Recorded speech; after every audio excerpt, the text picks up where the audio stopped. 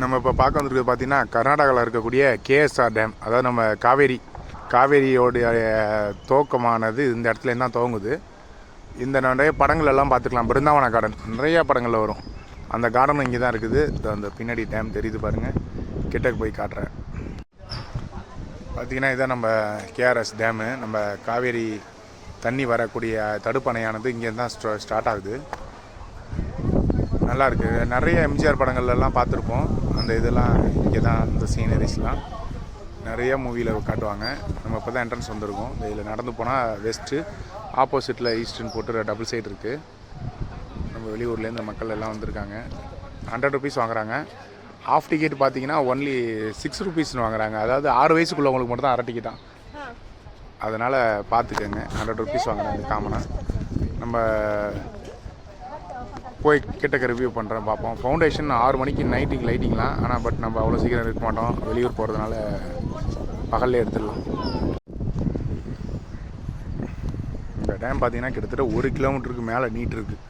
நீட்டு மட்டும் எல்லா இதில் வர மாரி இது பாருங்கள். அந்த கார்டன் இதுதான் வாட்டர் ஃபவுண்டேஷன். ஆனால் 6 மணிக்கு ஆர்டர் வைக்கிறாங்க. கஷ்டம். பார்ப்போம்.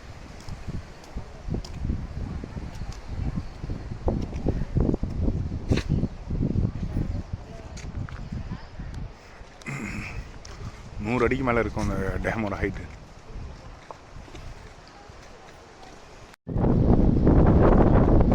அப்படியே நெடுக்க அது அப்படியே ஃபுல்லாக கார்டன் நல்லா இருக்குது.